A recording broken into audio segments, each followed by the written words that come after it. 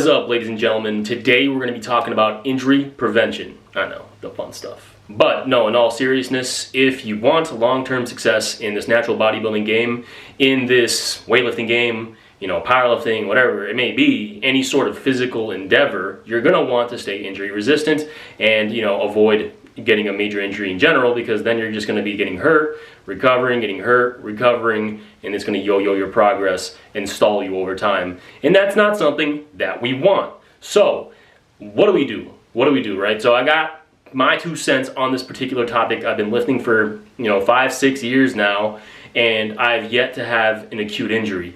I've yet to really actually snap, break, anything, right? And the reason why is because when I experience pain of any kind, I listen, right? And then I also course correct my trajectory. That being said, that's just a giga brain or nerdy way of saying I figure out a game plan to get through it and continue to work through whatever injury or pain or whatever I'm experiencing. Because when you are experiencing pain in the gym, you're gonna want to identify 3 things. What is causing it? Why is that causing it? And how you're gonna work through it. My personal experience, right? Recently, I've been doing a lot of Smith jam pressing.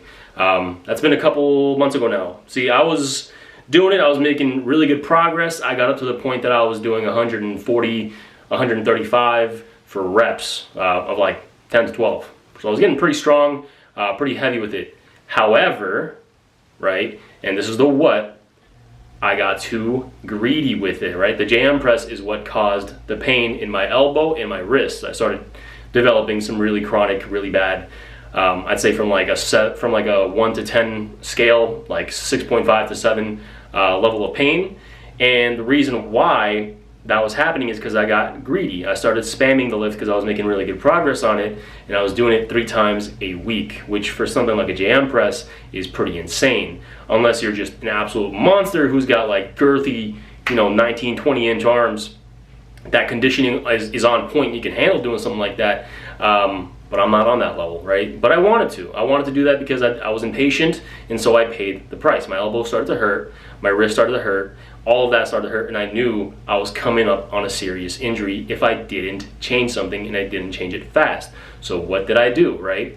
I identified the issue, and then here's why it was causing the pain. It was causing the pain because I was doing the shear force extension, which obviously that is going to put a lot of pain on your pressure on your wrist and elbows and your wrist, and over time it's going to become an issue, right? So I understood that's why I was getting this pain. So what did I do? I swapped out the jam pressing and extensions in general for something that was more elbow friendly, and I started doing long D-handle press downs instead, which is more of a contraction biased movement, and the pain was still there slightly, but much less emphasized while doing that movement. And I did it for high reps of 15 to 20 reps per set, and I would do that right instead. So in a sense, it started kind of working as a prehab/rehab type of thing. So what I did was I swapped out the jam press in short with a movement that bothered that area much less, right? And eventually strengthened it back to the point where the pain is now no longer an issue. Now I don't feel the elbow pain anymore when I'm doing a bench press or any sort of press, and I don't feel it when I'm doing the extensions, and I don't feel it when I'm doing the press downs, right? Because I work through it instead of continuing to bang my head against the wall, which eventually I probably would have incurred a tendon rupture, right? I probably would have tore my tricep off or some shit, something along those lines. The last thing you want is that acute kind of injury, and so that is how you avoid getting to that point.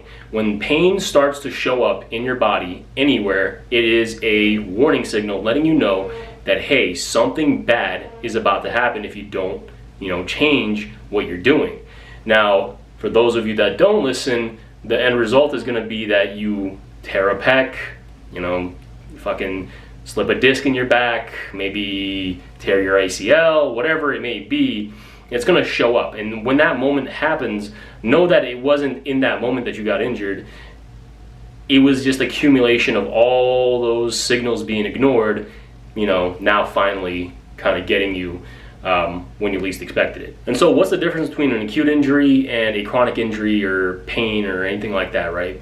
The difference is that when it comes to chronic pain, it's exactly what it sounds like, chronic, right? It happens like frequently. It hurts throughout the day, it hurts every day or every other day. It's a pain that comes back, goes away, comes back, goes away, and typically it gets caused by something that you're doing in your training.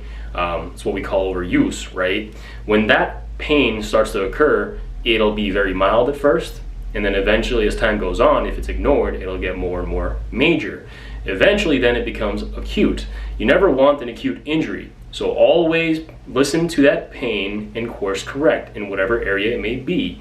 Another example for me, recently I was doing deadlifts off the floor, tweaked my back. What else?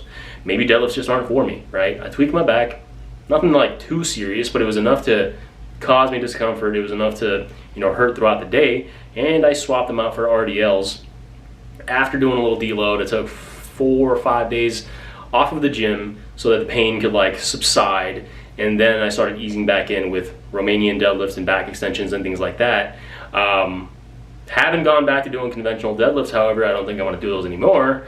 And that's kind of segueing into my other point. If there are movements that you do that consistently cause these issues, you might want to swap them out altogether and just, choose something else altogether, because some movements, even if they're good, right, on paper and highly recommended in the community, if they don't actually agree with your build and they cause you pain on a consistent basis, they're not worth doing. You don't have to do it just because everybody else is. So choose movements that agree with your build. That's another major point of avoiding these injuries and keeping your joints healthy over the long term so that you can continue to make progress, continue to get big, continue to get strong.